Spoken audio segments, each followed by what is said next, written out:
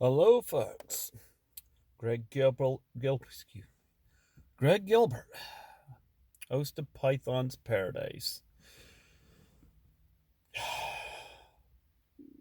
Excuse stutter. I just got done an 8-hour shift at the hospital at work, but it's always nice to get one of these. I don't usually work day shifts a whole lot, but I got called last night, so I said yes, and got my fifth Bravo. Always like getting these, It reminds me that somebody's noticing, you know. This is my fifth one, and I like what I read inside on this one because I really kind of wanted this to get noticed.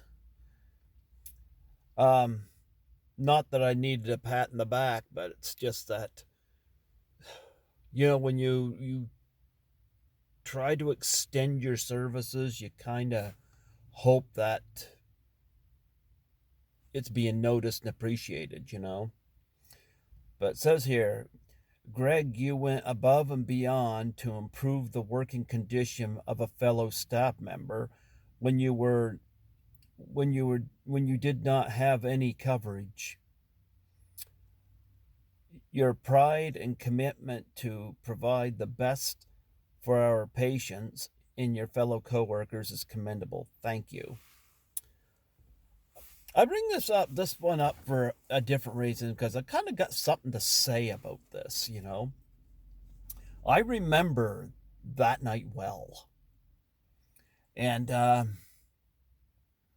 remember I did an overnight shift, 11 to 7. And I went home. We are nearing Christmas, and I went home and I was doing stuff on the computer to set up interviews or this or that, whatever it is I was doing. And I followed it up by watching my annual Christmas movies, and I watched Gremlins.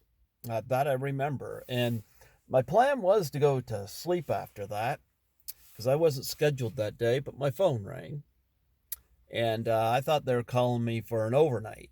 I got asked to do a 4 to 12. I was doing that on no sleep.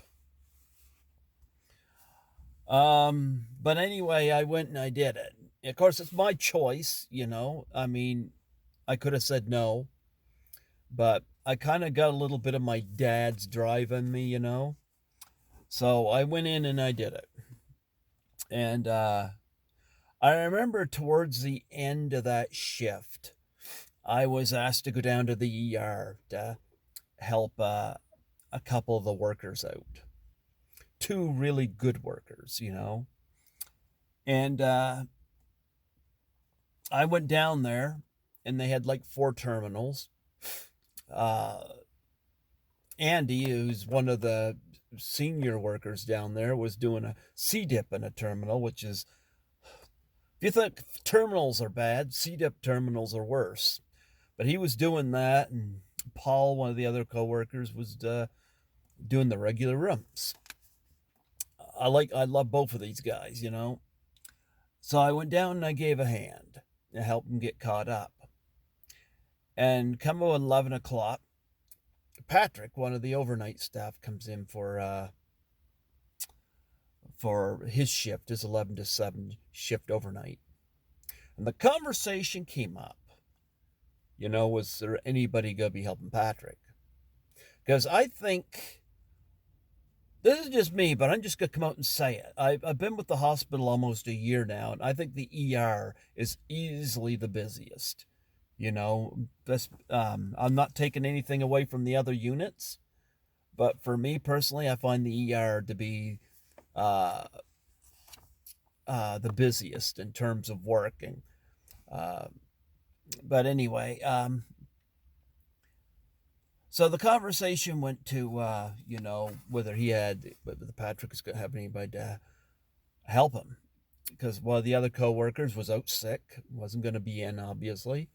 So Andy, being a great guy, had to drive some of the other workers home because he carpools some of them who have no other sense of travel. And he was going to come back in, but I said if worse comes to worse, I could stay on because I only live like a 4 minute drive from the hospital. So, So, and I remember Patrick, being an upstanding guy, said, "No, Greg, go home. Go home." 'Cause he knew I had already done a shift. Well, I went upstairs, and the supervisor, again, another lovely person, but she was frantically trying to find somebody to come in to help Patrick, and she was not having any luck. And so I offered to stay overnight to help Patrick out. Now, good news on that is the supervisor had pizza in the fridge and told me I could have it. And since I didn't have any lunch packed overnight, pizza hit the spot. I'll tell you that. I'll take it. But nonetheless, I went down there and I did the overnight. And when I got down there, poor Patrick had like 3 of the curtained off areas in the acute section down for terminal clean. I'll tell you, when he looked at me, I had like a look of relief because he would have been set way behind.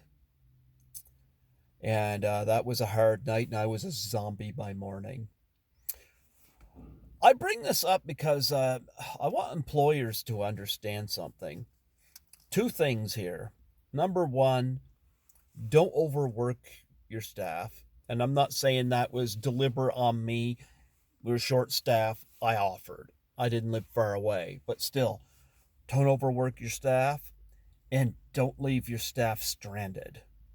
Because it's a good way to lose workers, good workers. And you want good workers. But you also need to have workers that have your back. So I know my dad, who's been gone since last April.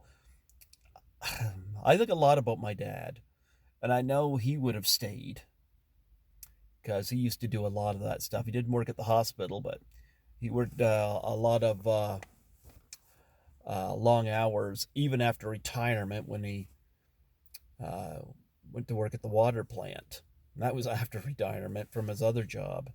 So I had a little bit of that drive, and but nonetheless, this Bravo is quite special because it was nice that that got noticed, and it's much appreciated. So my 5th Bravo, thank you to the Dr. Everett Chalmers Hospital.